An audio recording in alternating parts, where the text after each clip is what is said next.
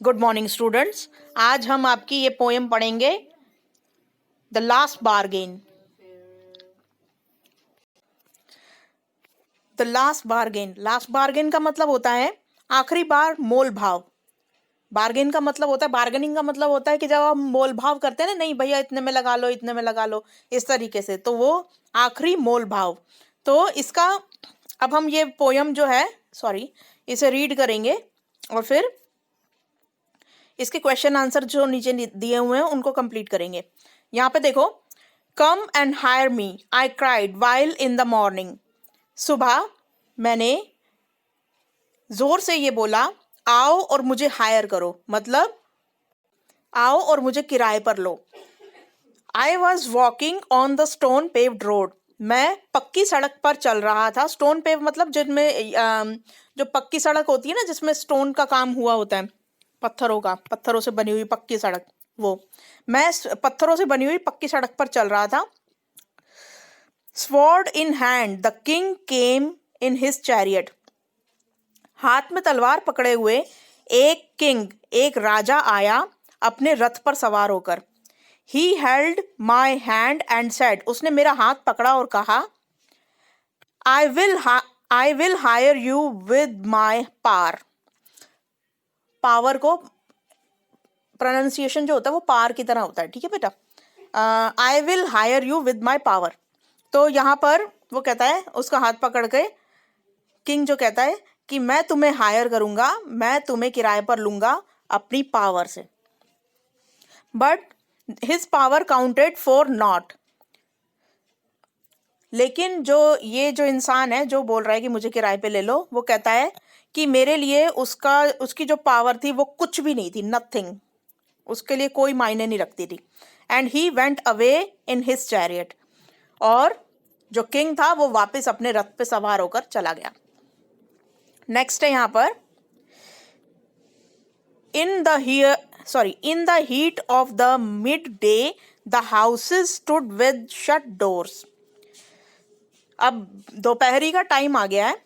In the heat of the mid day, mid day का मतलब होता है कि जो दिन का बीच का समय होता है, यानी कि दोपहर का समय।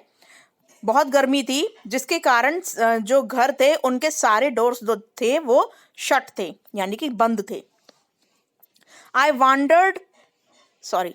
वांडर्ड अलोंग द क्रुक्ड लेन, मैं ऐसे ही घूमना, जिसे कहते हैं ना वांडर्ड, मतलब ऐसे ही जस्ट घूमना। अलोंग द क्रुक्ड लेन का मतलब होता है जो टेढ़ी मेढ़ी गलियां होती हैं, मैं ऐसे ही उनमें घूम रहा था। And an old man came out with his bag of gold, तब एक ओल्ड मैन आया अपने बैग के साथ जिसमें गोल्ड भरा हुआ था। ही पॉन्डर्ड एंड सेड, उसने कुछ विचार किया। पॉन्डर्ड का मतलब होता है विचार करना। और उसने कहा, I will hire you with my money, मैं तुमको किराए पर लूंगा अपने पैसे से। He weighed his coins one by one, उसने अपने कॉइन को एक एक करके तोलना शुरू किया। वेट का मतलब होता है, वेट करना कहते हैं ना, कि हम इतने चीज़ों का तौल कर रहे हैं, वेट कर रहे हैं, तो ये वही वे है ये। He weighed his coin one by one, उसने एक एक अपना जो कॉइन है वो तौलना शुरू किया। बट आई टर्न्ड अवे, लेकिन मैं वहाँ से भी चला गया। अब हम ये जो जितने 2 पैराग्राफ हमने पढ़े हैं, इनके क्वेश्चन आंसर्स नीचे करेंगे। After reading the above extract answers the following question by choosing the correct answer. अब इसमें देखो, हर एक क्वेश्चन में कुछ कुछ ऑप्शंस दे रखे हैं, वो हम करेंगे, ठीक है। तो फर्स्ट देखो, the Kings sword suggest, king की जो स्वॉर्ड थी वो कैसी थी, वेल्थ या पावर। मतलब उसकी जो किंग की जो स्वॉर्ड का मतलब होता है तलवार थी, वो किस चीज को डिनोट कर रही थी, उसके पैसे को डिनोट कर रही थी या उसकी पावर को डिनोट कर रही थी। तो यहाँ देखो, यहाँ पे लिखा हुआ है उसने जो किंग की स्वॉर्ड थी, जो अपनी स्वॉर्ड के साथ आया था, तो ये उसकी पावर को डिनोट कर रही थी, ठीक है। तलवार का मतलब होता है ताकत। तो यहाँ पर हम इसको लगाएंगे, इसका ऑप्शन फर्स्ट वाले का हो जाएगा बी, पावर को चिन्हित कर रही थी, डिनोट कर रही थी, ठीक है। सेकेंड क्वेश्चन है, the speaker did not accept the king's after sorry the speaker did not accept the king's offer because he wanted. जो इस लास्ट बार्गेन का जो पोएट है, स्पीकर का मतलब वही है कि उसने अपने बारे में लिखी है ना ये कविता, तो यहाँ पर जो पोएट है उसने उसका जो किंग का ऑफर है वो क्यों एक्सेप्ट नहीं किया, वो क्या चाहता था, वो अपनी स्वतंत्रता चाहता था या वो पैसा चाहता था। देखो पैसा चाहता था, तो अगर वो पैसा चाहता होता तो वो किंग के साथ ही चला जाता, तो वो यहाँ पर अपनी स्वतंत्रता चाहता था, यानी कि फ्रीडम चाहता था। तो आप यहाँ पे ए पे अपना मार्क लगाओगे, यानी कि इसको ये ए जो ऑप्शन है ये सही वाला ऑप्शन है, फ्रीडम। वो अपनी फ्रीडम चाहता था इसलिए उसने उसको मना कर दिया, यानी कि स्पीकर ने किंग को मना कर दिया और किंग जो है अपने चैरियट पे बैठ के चला गया। चैरियट मतलब रथ होता है, अपने रथ पे बैठ के चला गया। तो सेकंड का आंसर ए है, फर्स्ट का आंसर बी है, और थर्ड का आंसर देखते हैं। What do you understand by the word not. आप नॉट से क्या समझते हो, नॉटी या नथिंग। देखो नथिंग का मतलब होता है कुछ भी नहीं, और नॉटी का मतलब होता है एक शरारती।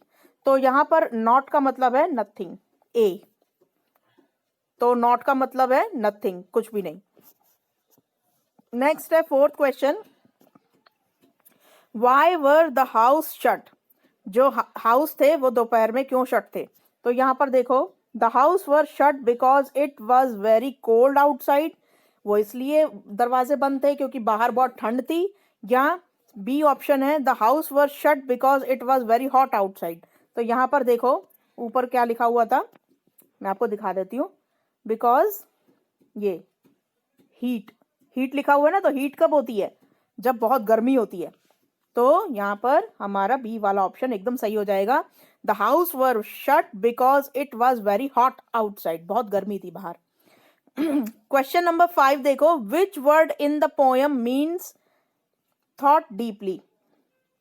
तो यहाँ पर हमने पढ़ा था ना, देखो वॉन्डर्ड का मतलब होता है घूमना, ऐਵੇਂ ही बस घूमना, ना कोई पर्पस है ना कुछ, बस घूमते रहना।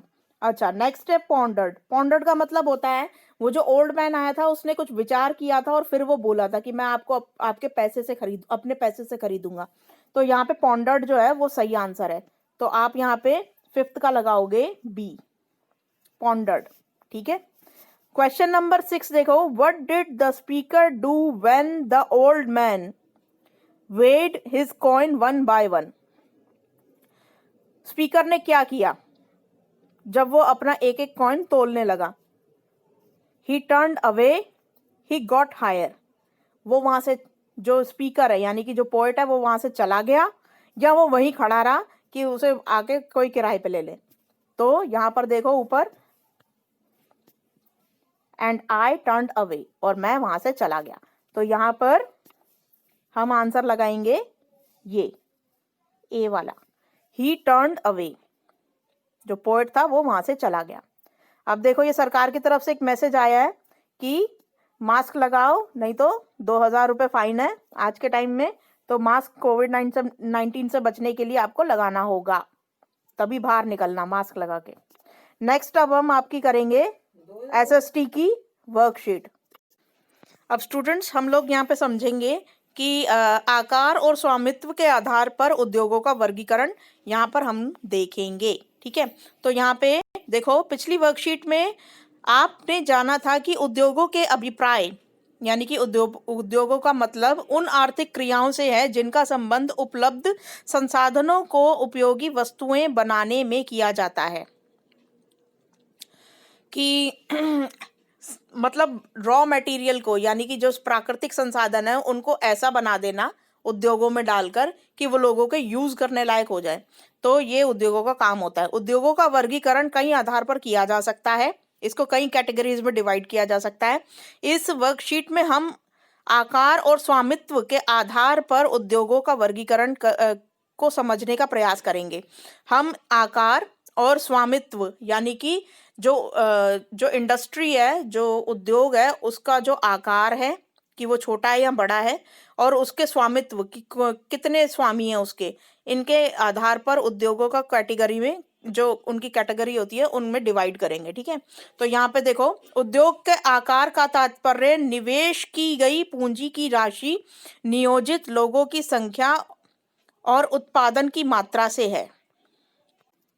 उद्योगों को हम दो तरीके से डिवाइड कर सकते हैं। देखो यहाँ पर लिखा हुआ है कि हम किन किन मापदंडों पे डिवाइड करते हैं। यहाँ पे देखो, निवेश की गई पूंजी, यानी कि किसी उद्योग में कितनी पूंजी को हमने निवेश किया है, कितनी पूंजी लगाई है, और उसमें कितने लोग काम करते हैं, और उत्पादन की मात्रा कितनी है। टन में उद्योगों मतलब जो उत्पादन होता है वो टन में होता है या किलो में होता है, या कितना प्रोड्यूस करता है वो उद्योग,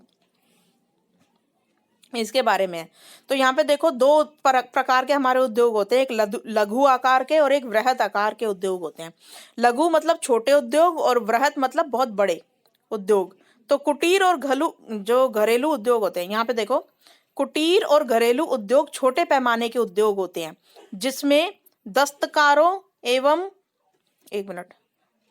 जिसमें दस्तकारों के द्वारा उत्पादों का निर्माण हाथ से होता है, जैसे टोकरी की बुनाई, मिट्टी के बर्तन बनाना, गुड़ बनाना, साबुन बनाना, मोमबत्ती बनाना इत्यादि। तो ये जो जितने भी छोटे उद्योग होते हैं जो घर पे बैठ के ही लोग कर लेते हैं, जैसे कि कपड़े सिलना, ये सारे कुटीर उद्योगों में ही आते हैं, ठीक है बच्चों। मोमबत्ती बनाना, साबुन बनाना, गुड़ बनाना, कुछ भी खाने की नमकीन बना लेना, तो ये कुटीर उद्योग और घर के उद्योगों में आता है। तो अब बड़े पैमाने के जो उद्योग होते हैं उनमें अधिक पूंजी लगती है और उनमें बहुत सारे लोग भी काम करते हैं। ये अधिक पूंजी लगती है, बहुत सारे श्रमिक काम करते हैं। ये उद्योग बड़ी मात्रा में वस्तुओं का उत्पादन करते हैं। हम इन उद्योगों को आवासीय क्षेत्रों से दूर स्थापित किया जाता है। अब ये जो बड़े बड़े उद्योग होते हैं ना, इनके अंदर देखो, जब भी कुछ बनाना होता है तो बड़ी बड़ी फैक्ट्रियां होती हैं, उनके अंदर बड़ी बड़ी मशीनें होती हैं, तो उनमें से जो धुआं निकलता है और उसमें जो बिजली वगैरह लगती है, वो आम जो लोकल जगह होती है, देखो लोकल जगह में छोटे ट्रांसफार्मर लगे होते हैं, वहाँ पे छोटे घरों को बिजली दी जाती है। हमारे जो कॉलोनी है जहाँ पे हम लोग रहते हैं, तो घरों में तो कम बिजली जाएगी ना, इतनी बड़ी बिजली का पावर प्लांट थोड़ी लगाते हैं वहाँ पे। लेकिन जो इंडस्ट्रियल एरिया होता है ना, जहाँ पे बड़े बड़े सिर्फ इंडस्ट्री होती है, जहाँ पे बड़े बड़े उद्योग होते हैं, तो वहाँ पे बहुत बड़े बड़े पावर हाउस लगाए जाते हैं, क्योंकि वो बड़ी मशीनों को चलाने के लिए बहुत ज़्यादा बिजली की ज़रूरत होती है। प्लस वहाँ पे बहुत सारा धुआं भी निकलता है।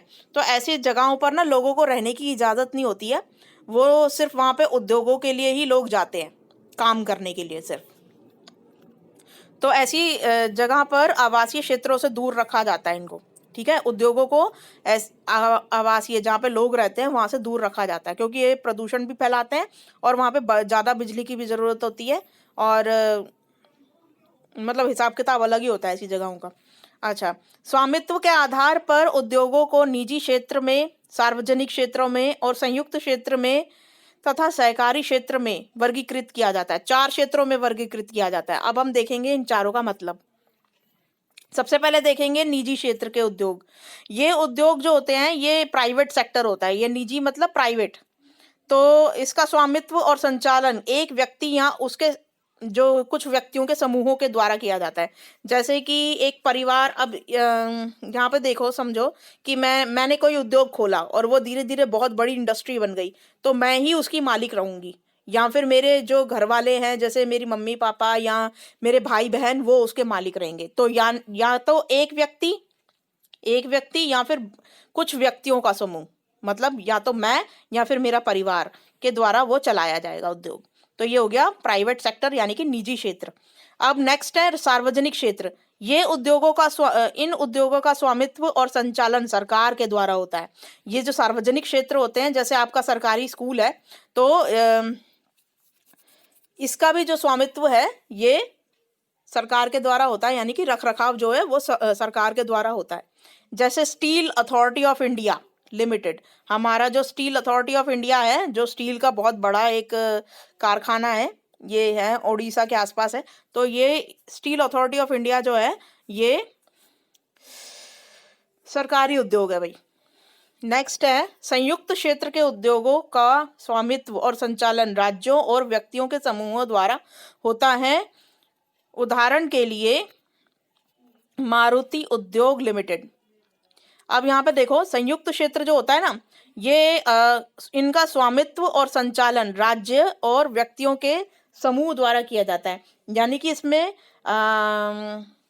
राज्य सरकारें भी शामिल हो सकती हैं, या कई राज्यों से जो व्यक्ति आते हैं वो भी शामिल हो सकते हैं। तो अब ये जो मारुति उद्योग लिमिटेड है, इसकी जो ब्रांचेज हैं वो हर जगह है। मतलब भारत में कितने स्टेट्स हैं इस वक्त? 28 स्टेट्स हैं।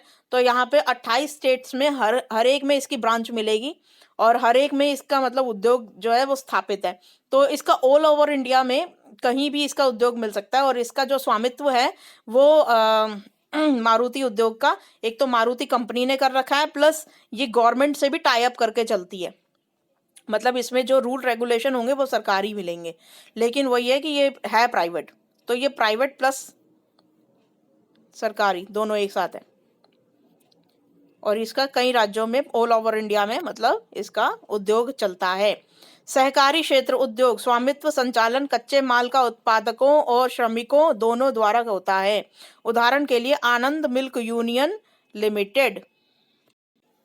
नेक्स्ट है हमारा सहकारी क्षेत्र के उद्योगों का स्वामित्व और संचालन कच्चे माल के उत्पादकों और श्रमिकों दोनों द्वारा होता है।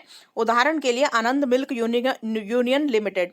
तो ये जो सहकारी क्षेत्र होता है, यानी कि यहाँ पे मिल्क यूनियन का ही मैं उदाहरण लेती हूँ। जैसे कि जो दूध है वो किसान जो है वो अपना, या ये जो ग्वाले होते हैं वो निकालते हैं दूध, और फिर वो एक फैक्ट्री में जाके दे देते हैं। अब जो फैक्ट्री है वो पहले तो दूध को बहुत गर्म करती है एकदम से मशीनों में डाल के, और फिर 15 सेकंड के अंदर ही उसे ठंडा करके पाश्चरीकृत करती है। तो फिर उसके बाद वो थैलियों में भर के जो है उसको जगह जगह बेचने के लिए लेके जाती है। तो ये जो आनंद मिल्क यूनियन लिमिटेड है, इसको हम अमूल दूध जो पीते हैं ना उसके नाम से भी जानते हैं, और इसकी फैक्ट्री जो है वो गुजरात में है। तो ये जो है इसके अंदर एक तो जो ग्वाले हैं जो दूध निकाल कर देते हैं, या जो किसान है उनका स्वामित्व होता है, प्लस जो श्रमिक जो उस फैक्ट्री में काम कर रहे हैं उनका भी स्वामित्व होता है। तो ये इन दोनों के मिलाकर चलने से ही ये फैक्ट्री चल रही है। तो ये जो हम अमूल दूध पीते हैं ये उसी फैक्ट्री का ही असली नाम है। ठीक है बच्चों? तो इसका जो स्वामित्व है वो किसान और ग्वाले और जो श्रमिक जो काम कर रहे हैं उनका, ये सब मिलकर इस फैक्ट्री को चलाते हैं। इसका कोई एक आदमी कोई नहीं है, या सरकार जो है वो भी नहीं है, मालिक नहीं है। ठीक है? तो यहाँ पर फर्स्ट क्वेश्चन देखो, लघु उद्योगों से आप क्या समझते हैं? लघु उद्योग मतलब जो घर पे बैठ के कोई इंसान काम कर रहा है तो उनको लघु उद्योग कहते हैं। ये देखो यहाँ पे ये आंसर है, ये यहाँ से। कुटीर या लघु उद्योगों को छोटे पैमाने का उद्योग कहा जाता है। ये यहाँ तक, मोमबत्ती बनाने तक। ठीक है? यहाँ तक लिख लेना, ये फर्स्ट सेकंड और ये थर्ड लाइन लिख लेना। ठीक है बच्चों? नेक्स्ट है आपका संयुक्त क्षेत्र और सहकारी क्षेत्रों के उद्योगों में क्या अंतर है, स्पष्ट करो। ये जो संयुक्त क्षेत्र है और सहकारी क्षेत्र है, देखो इसके अंदर अंतर मेन तो यही है। पहले तो आप दोनों की ये परिभाषाएं लिख लोगे जो दे रखी हैं, फिर उसके बाद अंतर में यही बताओगे कि इनका जो स्वामित्व होता है वो यहाँ तो राज्य और व्यक्तियों के बीच में होता है, यानी कि इसमें व्यक्ति भी मालिक हो सकते हैं और राज्य सरकार भी मालिक हो सकती है। ठीक है? लेकिन यहाँ पर जो स्वामित्व होता है वो सिर्फ या तो श्रमिक या फिर जो कच्चा माल ला रहे हैं यानी कि किसान और जो ग्वाले हैं ये इनके मालिक हैं। इसमें ना तो सरकार की कोई भूमिका है ना किसी इंसान की भूमिका है। जो उस फैक्ट्री को चला रहे हैं, जो कच्चा माल ला रहे हैं, उन लोगों के द्वारा ये चीज चलाई जा रही है। ठीक है? तो यहाँ पे तो सरकार और एक व्यक्ति चला रहा है, और यहाँ पर देखो वो जो सारे जितने भी लोग काम कर रहे हैं आपस में मिलकर वो सब चला रहे हैं। तो यहाँ पे दोनों में ये डिफरेंस है। तो आप ये लिखोगे, अपनी भाषा में लिख लेना, और मतलब हिंदी भाषा में लिख लेना और एक्सप्लेन कर देना इसको। नेक्स्ट है घरेलू उद्योगों से प्राप्त वस्तु, मतलब घरेलू उद्योग में जो प्राप्त वस्तु है उसकी सूची बनाइए। तो यहाँ पर क्या क्या बताया था घरेलू उद्योगों में? ये गुड़ बनाना, साबुन बनाना, मोमबत्ती बनाना, मिट्टी के बर्तन बनाना, टोकरी बनाना, ये हो गए। और कुछ अपनी तरफ से भी लिख लेना, जैसे मिठाई बनाना, और नमकीन की फैक्ट्री होती है तो वो भी घर में ही चलती है आजकल तो। और भी आप देखते होगे जो अपने आसपास कोई अगर ऐसा काम होता है जो घर में चलता है तो आप उनको लिख सकते हो। नेक्स्ट है क्वेश्चन नंबर 4, वृहद पैमाने पर यानी कि बड़े पैमाने पर उद्योगों को घने बसे आवासीय क्षेत्र से अलग क्यों रखा जाता है या क्यों रखा जाना चाहिए, इसके बारे में अपने विचार दीजिए। तो देखिए, बड़े पैमाने पे जो उद्योग चलते हैं ना बेटा, उनमें से धुआं बहुत उठता है एक तो, ठीक है, इसलिए उसको जो है लोकल कॉलोनी से दूर रखा जाता है। दूसरी बात ये है कि ऐसी जगहों पर जो बिजली की खपत बहुत ज़्यादा होती है, तो वहाँ पर जो बड़े बड़े ट्रांसमीटर वगैरह ये सब जो बिजली की तारें होती हैं वो बहुत मोटी मोटी लगाई जाती हैं ताकि वो ज़्यादा से ज़्यादा बिजली को दे सकें। तो आम जो लोकल कॉलोनियाँ हैं वहाँ पर इतनी बिजली नहीं लगती है पर घर में, हर एक घर में, तो वहाँ पर छोटे ट्रांसफार्मर मतलब लगाए जाते हैं, बिजली घर छोटे होते हैं वहाँ पे, ठीक है। तो ये बहुत बड़ा डिफरेंस है और यही दोनों आप लिख लेना। बाकी ये सरकार की तरफ से एक मैसेज है कि साबुन और पानी से हाथ बार बार धोते रहिए और कोविड से सुरक्षित रहिए, मतलब कोरोना वायरस से सुरक्षित रहिए। आज की वर्कशीट कंप्लीट हो गई है। आई होप आपको कुछ समझ में आया होगा। Thank you.